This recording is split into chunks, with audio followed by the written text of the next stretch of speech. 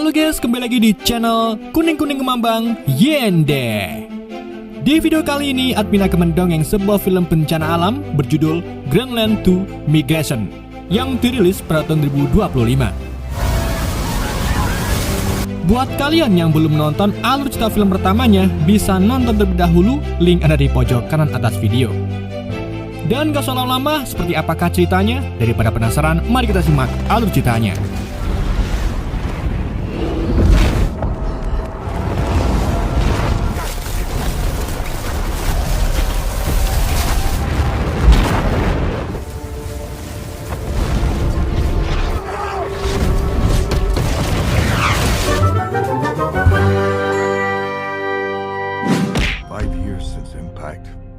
Cerita dibuka dengan kejadian 5 tahun yang lalu, di mana sebuah komet yang disebut Clark menghantam bumi dan memusnahkan lebih dari 75% populasi di dunia.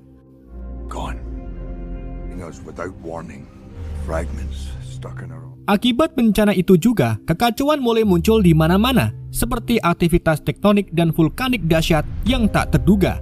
Lalu badai elektronik magnetik yang tiba-tiba muncul secara tak terduga, serta dampak sisa-sisa radioaktif yang bisa merusak kesehatan makhluk di bumi.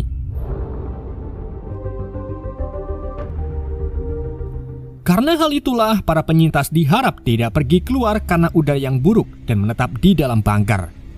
Termasuk sebuah keluarga kecil yang tinggal di bunker bawah tanah di Greenland. Mereka adalah John Garrity yang merupakan pengintai sekaligus insinyur, dan istrinya Ellison yang bekerja di dewan di dalam bunker, serta putra mereka yaitu Nathan yang mengidap diabetes.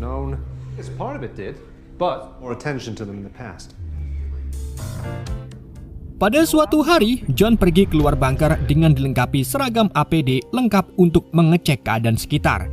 Di situ ia lalu menemukan retakan vulkanik baru yang cukup besar. John juga mendapati sebuah kapal besar yang terdampar dan beberapa skoci yang kelihatannya masih bisa digunakan.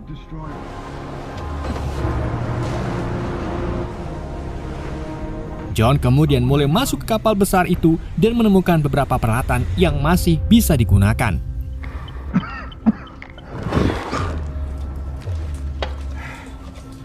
Tetapi bersamaan dengan itu, rekannya memperingatkan John melalui radio kalau ada badai besar menuju ke arahnya. Alhasil, John pun langsung keluar dari kapal dan lari ke arah bunker. Namun, badai yang besar itu sangatlah cepat menuju ke arah John.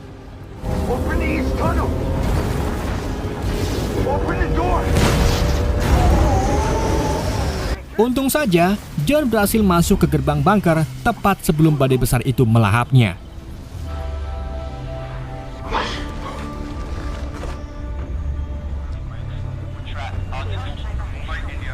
Di sisi lain, Ellison, istrinya John, terlihat sedang rapat bersama dewan lain membahas tentang Eropa Barat yang diketahui lebih jarang terkena badai.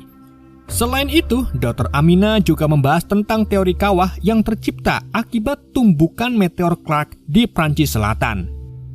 Kawah itu dulunya merupakan Teluk Lyon dan Laut Mediterania yang kini akhirnya menjadi kawah yang dinamai dengan Kawah Clark. Kawah ini memiliki ukuran dan bentuk dinding kawah yang bisa menghalangi badai radioaktif. Karena hal itulah tempat tersebut menjadi zona aman dan memiliki udara yang bagus. Sehingga sangat cocok untuk umat manusia mulai membangun kehidupan kembali. Tapi sayangnya tempat itu berada di Prancis Selatan yang kini sedang terjadi perang saudara dan penuh dengan pertikaian. Tentunya untuk mencapai ke sana sangatlah tidak mudah. Western Europe, but is the air safe? Sementara itu, John menemui seorang dokter karena ia sudah tertular penyakit akibat radiasi yang diteritanya. John juga minta si dokter agar menyarankan terapis yang baik untuk dirinya. Akan tetapi, dengan keadaan yang sekarang membuat si dokter kesusahan untuk menemukan terapis yang bagus untuk John dan minta John agar membicarakan masalah penyakitnya ini ke Ellison dan anaknya. Namun, John lebih memilih merahasiakannya dari mereka. Bersamaan dengan itu, gempa kembali menyerang wilayah mereka dan kejadian ini bukanlah sekali atau 2 kali dalam minggu ini, sehingga membuat orang-orang sadar kalau wilayah ini sudah tidak aman lagi. Selain itu, Ellison dan yang lain lalu membahas tentang sinyal darurat yang mereka terima. Ternyata sinyal itu didapat dari sekelompok penyintas yang berlindung di dalam goa tambang. Alhasil, Ellison pun minta agar mengirimkan bantuan ke mereka. Namun, ada beberapa pihak yang tidak setuju karena persediaan mereka yang mulai menipis dan mungkin saja para penyintas itu sudah terpapar penyakit radiasi yang bisa saja menulari mereka. Alhasil, mereka pun melakukan voting untuk memutuskan masalah ini, dan hasilnya lebih banyak setuju untuk mengirim tim penyelamat, karena mereka tidak tega puluhan nyawa mati begitu saja. Get in. Setelah menyelesaikan pekerjaan masing-masing, Ellison, John, dan Nathan bertemu di sebuah ruangan tempat orang-orang biasa berkumpul. Di situ Ellison lalu memberitahu John kalau petugas keamanan menemukan Nathan di luar bunker. Tentunya hal ini pun membuat John marah karena rasa penasaran Nathan bisa saja membahayakannya, apalagi udara di luar penuh dengan radiasi. Can I be excused? Going outside? Like you. Di hari berikutnya, tim penyelamat membawa para penyintas dari goa untuk diungsikan ke bunker. Tapi saat mereka hampir mencapai gerbang, tiba-tiba gempa dahsyat melanda hingga meruntuhkan bangunan bunker.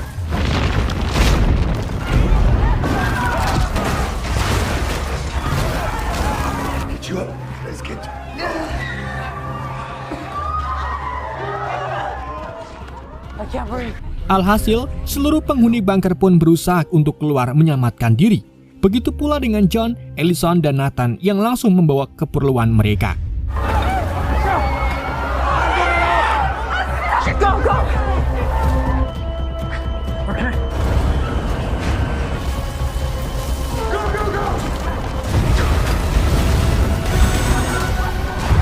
Setelah berhasil keluar dari bunker, ketiganya lalu lari ke arah pantai, di mana keadaan sudah kacau dan banyak penyintas lain yang berebut naik skoci. Di situ John sebisa mungkin agar anak dan istrinya bisa masuk ke dalam skoci. Namun penyintas lain terlalu brutal dan bahkan merebut masker milik John. Untungnya mereka langsung pindah ke skoci lain dan ketiganya berhasil diangkut ke skoci tersebut yang di dalamnya ada beberapa penyintas termasuk Dr. Amina dan Adam Paul.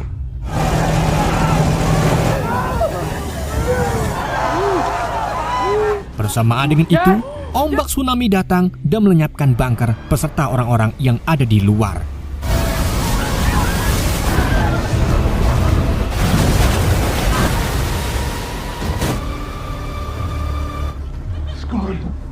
Setelah keadaan sudah aman, John serta yang lainnya sepakat untuk pergi ke Inggris dan nantinya menuju ke rumah teman Ellison, yaitu Mackenzie di London.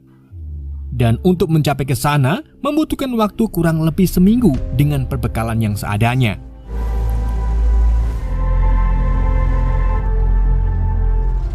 Selama perjalanan, beberapa kali kapal skoci mengalami mesin rusak.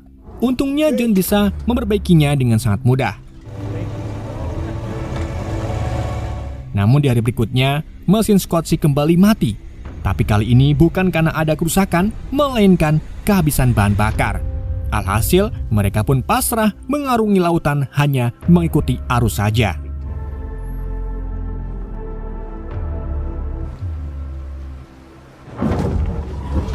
Setelah beberapa hari terombang-ambing di lautan, skoci mereka akhirnya terdampar di kota Liverpool yang kini terendam air.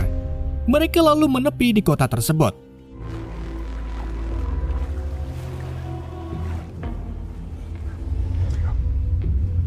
Setelah itu, John serta yang lainnya memutuskan untuk melanjutkan perjalanannya dengan jalan kaki. Disitulah mereka melihat beberapa orang berlalu lalang yang kemudian mulai mereka ikuti. Ternyata di kota itu masih banyak warga yang masih hidup dan berani pergi keluar tanpa menggunakan masker.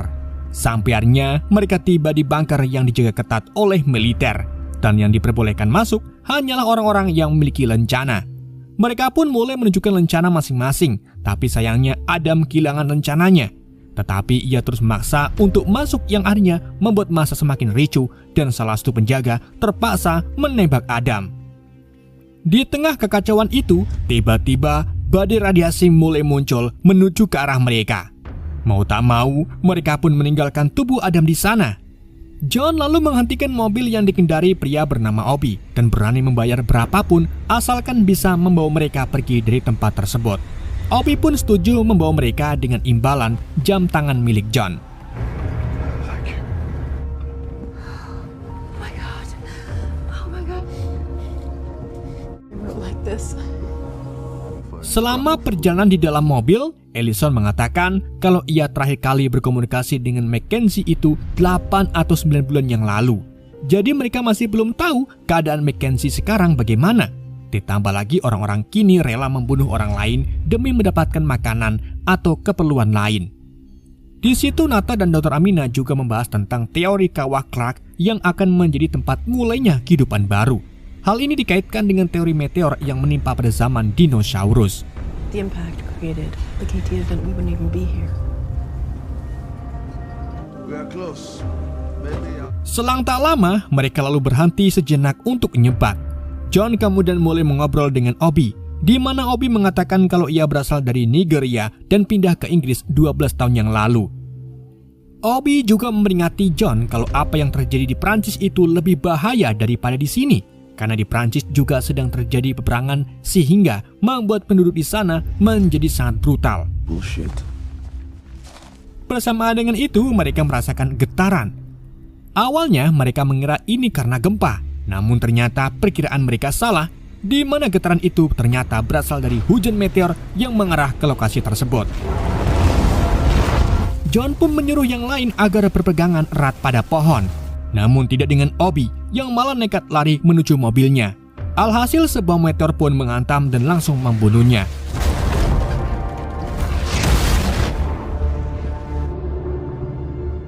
Karena kejadian itulah mobilnya rusak parah sehingga memaksa John, Ellison, Nathan, dan Dr. Amina untuk melanjutkan perjalanannya dengan berjalan kaki.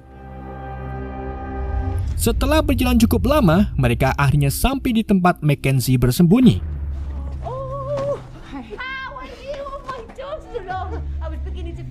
Di tempat itu juga, Mackenzie menampung para lansia yang tidak memiliki keluarga.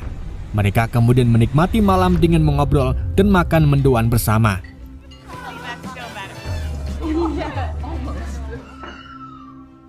Kemudian, di malam harinya, Ellison sedikit khawatir dengan keadaan John yang terus-terusan batuk hingga berdarah. Karena John tak bisa terus-terusan menyembunyikan penyakitnya, alhasil ia pun memberitahu Ellison kalau dirinya menderita penyakit mematikan yang disebabkan oleh paparan radiasi. Sebab John sering kerja keluar dari bunker. Dan menurut dokter, John hanya memiliki sisa hidup selama 6-8 minggu saja. Mengetahui hal itu, Ellison pun sangat terpukul dan minta John agar tetap tinggal di tempat Mackenzie. Dengan begitu, mereka bisa menghabiskan sisa waktunya bersama John. Akan tetapi, John menolak karena ia sudah berjanji pada dirinya sendiri untuk membawa keluarganya ke tempat yang aman agar anak dan istrinya tetap hidup. Maka dari itu, John kekeh ingin membawa Ellison serta Nathan ke kawah Clark yang bisa menjadi awal bagi kehidupan mereka. Dengan begitu, nantinya John akan meninggal dengan tenang. Dikarenakan itu keinginan terakhir John, Ellison pun tak punya pilihan lain selain mengikuti kata suaminya. Keesokan harinya, John, Ellison, Nathan, serta Dr. Amina pergi menggunakan mobil milik Mackenzie. Sebelum mereka pergi, Mackenzie juga memberikan John sebuah pistol untuk berjaga-jaga. Setelah menempuh setengah perjalanan, Dr. Amina membuka petanya dan kemungkinan mereka akan sampai ke tujuan dalam waktu sekitar 2 jam. Tapi saat mereka melewati jalan yang sepi, tiba-tiba sebuah peluru tembakan menembus kaca mobil mereka dan mengenai Amina. John pun segera menghentikan mobilnya sambil minta Ellison dan Nathan agar menundukkan kepalanya. Ternyata mereka diserang oleh 2 penjara yang ingin merampok mereka. John pun tak tinggal diam saja. Ia lalu menggunakan pistolnya untuk membalas tembakan mereka dan berhasil menumbangkan para penjara. Di pagi harinya, mereka menguburkan tubuh Amina dengan layak disertai doa terbaik untuk arwah Amina. Nathan yang tak pernah ngaji pun bertanya ke ayahnya, kenapa orang yang sudah mati tetap didoakan yang baik-baik. Jadi John pun menjelaskan kalau kita mendoakan orang yang sudah meninggal agar jalan mereka menuju surga dipermudah. Setelah itu ketiganya melanjutkan perjalanan dan tiba di Selat Inggris yang kini sudah benar-benar kering. Mereka kemudian lanjut mengemudi lagi sampai akhirnya mereka terpaksa berhenti karena harus melewati jembatan rapuh yang seadanya. So good.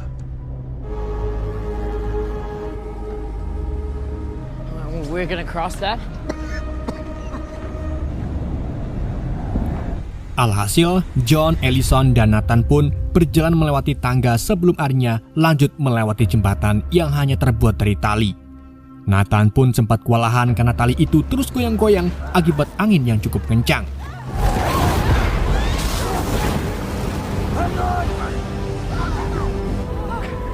Untungnya, John, Ellison, serta Nathan berhasil mencapai ke titik tengah dan harus lanjut ke jembatan berikutnya yang hanya terbuat dari tangga besi yang ringkih. Mereka lalu mulai merangkak, namun lagi-lagi guncangan datang yang menyebabkan batu-batu longsor.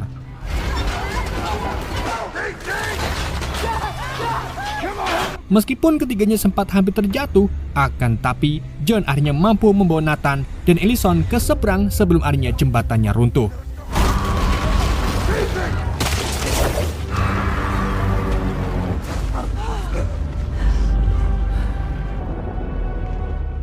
Mereka lalu melanjutkan perjalanan mereka yang kemudian bertemu dengan seorang pria Perancis bernama Dennis. Di situ Dennis terus mengarahkan senapannya ke arah mereka sehingga membuat Nathan ketakutan. Tetapi saat Ellison menjelaskan kalau mereka akan menuju ke kawah, Dennis pun akhirnya menurunkan senjatanya dan menawarkan mereka untuk ngetes sebentar di rumahnya. Melihat kalau Dennis cukup ramah, mereka pun akhirnya setuju untuk beristirahat sebentar di rumahnya. It's a dangerous area. Sesampai di rumah Dennis, mereka dikenalkan dengan putrinya yang bernama Camilla dan juga istri Dennis yang lumpuh akibat radiasi sehingga sistem sarafnya dan diharuskan menggunakan kursi roda. Radiation has taken its toll. Saat mereka sedang makan bersama, Dennis bertanya ke John dan Ellison tentang kawah Clark yang sering menjadi pembahasan para peneliti. Mereka juga yakin kalau wilayah kawah itu menjadi kesempatan bagi umat manusia untuk bertahan hidup. Namun wilayah itu susah dijangkau karena sedang ada perseteruan di mana Aliansi Barat mencoba mempertahankan kawah tersebut dari setiap upaya invasi oleh Aliansi Timur yang ingin merebut sumber dayanya. There's heavy fighting on the entire front. Singkat cerita, di keesokan harinya saat John bersiap melanjutkan perjalanannya ke kawah Clark, Dennis yang baik hati kemudian memberikan John peta yang wilayahnya sudah ditandai secara detail letak zona perangnya. Ia juga menunjukkan rute yang aman untuk menghindari peperangan. Ia juga memberitahu kalau ada satu jalur yang dijaga oleh batalion yang merupakan teman Dennis saat mereka berada di Aliansi Barat. Dan jika mereka sampai di sana, Dennis menyuruh John agar bertemu dengan Komandan Junet sambil menunjukkan foto mereka. Dengan begitu, John bisa meminta tolong Komandan Junet agar membiarkannya lewat di tengah peperangan. Dan karena Dennis sudah memberikan semua petunjuk itu, Dennis meminta satu permintaan pada John, yaitu agar membawa Camilla bersama mereka. Hal itu karena Dennis tidak bisa mencapai ke kawah Clark sebab kondisi istrinya yang tak memungkinkan. Ellison yang mendengar percakapan itu pun langsung setuju untuk membawa Camilla bersamanya. We'll get her there.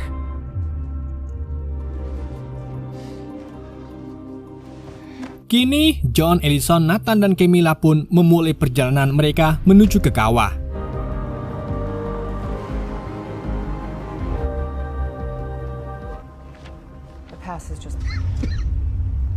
Setelah menempuh jarak yang cukup jauh, mereka berhenti sejenak untuk melihat pemandangan sambil mengobrol-ngobrol kecil. Sampai akhirnya sekelompok tentara tiba dan mengarahkan senjatanya ke arah mereka. Salah satu tentara yang bernama Henry lalu memperingatkan mereka kalau warga sipil tak diizinkan berada di daerah itu. Namun Camilla menjelaskan kalau mereka kenal dengan Komandan Junet dan ingin meminta tolong agar mengawal mereka melewati medan perang. Jadi, Henry pun menuntun mereka ke wilayah penjagaan batalion Komandan Junet.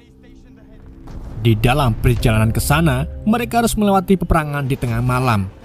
Let's go, let's go, let's go. Stay low.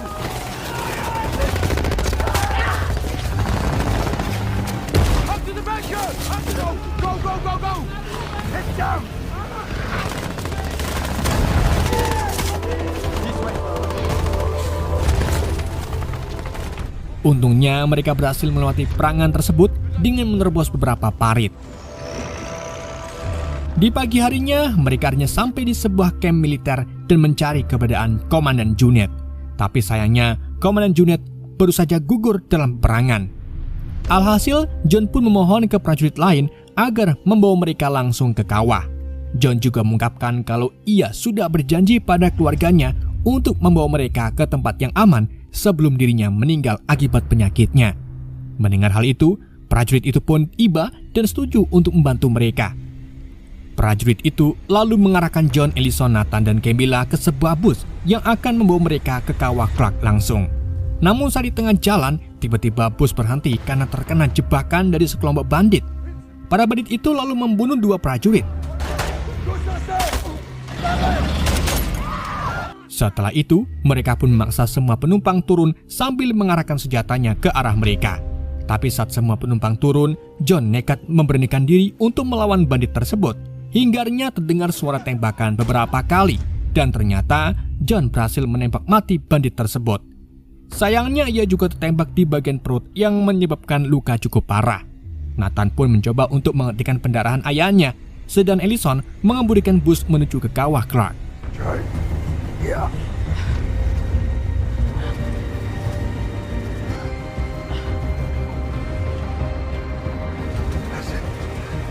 Tak lama kemudian mereka akhirnya tiba di dekat kawah. Keempatnya lalu turun dari bus dan berjalan menuju ke kawah tersebut. Setibanya di sana, mereka dibuat takjub dengan air terjun sebening kristal, hujan lebat, ladang hijau yang luas, dan juga padang rumput yang subur. Think of the world you could. John yang kelelahan kemudian mulai menyerah pada keadaannya. Meskipun begitu, ia merasa lega karena sudah menemani anak dan istrinya ke tempat yang aman untuk kehidupan selanjutnya. Kemudian, saat John mengembuskan napas terakhirnya, Nathan mulai mengucapkan doa-doa terbaik untuk ayahnya dengan harapan dimudahkan jalannya ke surga. Dan film pun berakhir.